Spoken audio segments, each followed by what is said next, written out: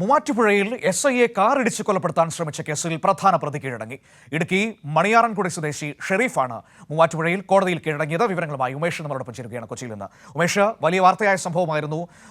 അന്വേഷണം വളരെ ഊർജിതമായി മുന്നോട്ട് പോവുകയായിരുന്നു. ഇപ്പോൾ ഇയാളുടെ കൂട്ടാളികളെയൊക്കെ പോലീസ് ചോദ്യം ചെയ്യുന്നതൊക്കെ നമ്മൾ കണ്ടതാണ്. ഇപ്പോൾ പ്രതി കീഴടങ്ങിയിരിക്കുന്നു എന്ന വിവരമാണ് നമുക്ക് ലഭ്യമാകുന്നത്. അല്പം മുമ്പാണ് മൂവാറ്റുപുഴ കോടതിയിൽ ഈ കേസിലെ പ്രധാനപ്പെട്ട പ്രതിയായ ഇടുക്കി മണിയാറൻകുടി സ്വദേശി മുഹമ്മദ് ഷെരീഫ് ഇപ്പോൾ കീഴടങ്ങിയിരിക്കുന്നത്.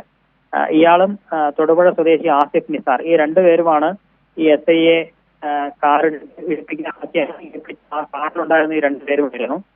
SIനെ കാറിടിപ്പിച്ച ശേഷം ഇരുവരും മുങ്ങുകയായിരുന്നു. ആ കാറ് പിന്നീട് കണ്ടെത്തി. പക്ഷേ ഈ രണ്ടുപേരെ കുറിച്ച് ഒരു വിവരവും ഉണ്ടായിരുന്നില്ല. ഇവർക്ക് വേണ്ടി മൂവാറ്റുപുഴ DYSPയുടെ നേതൃത്വത്തിലുള്ള പ്രത്യേക അന്വേഷണ സംഘം വിശദമായ അന്വേഷണത്തിലേക്ക് കടന്നിരുന്നവർക്ക് വേണ്ടി തെരച്ചിൽ ഊർജിതമാക്കിയിരുന്നു. ഇതിനിടെയാണ് ഇപ്പോൾ ഈ പ്രധാന പ്രതിയായ മുഹമ്മദ് ഷെരീഫ് മൂവാറ്റുപുഴ കോടതിയിൽ കീഴടങ്ങിയിരിക്കുന്നത്. ഇനിയിപ്പോൾ അറസ്റ്റ് രേഖപ്പെടുത്തി മറ്റു തുടർ നടപടിയിലേക്ക് പോലീസ് കടക്കും. കോടതിയിൽ കീഴടങ്ങിയ സാഹചര്യത്തിൽ ഇനി ഒരുപക്ഷെ റിമാൻഡ് ചെയ്യുകയായിരിക്കും ഉണ്ടാവുക. പക്ഷേ ഇയാളെ കസ്റ്റഡിയിൽ വാങ്ങി വിശദമായി ചോദ്യം ചെയ്യും. കാരണം ഇയാൾക്കൊപ്പം ഉണ്ടായിരുന്ന ആളെ കൂടി പോലീസിന് കണ്ടെത്തേണ്ടതുണ്ട്.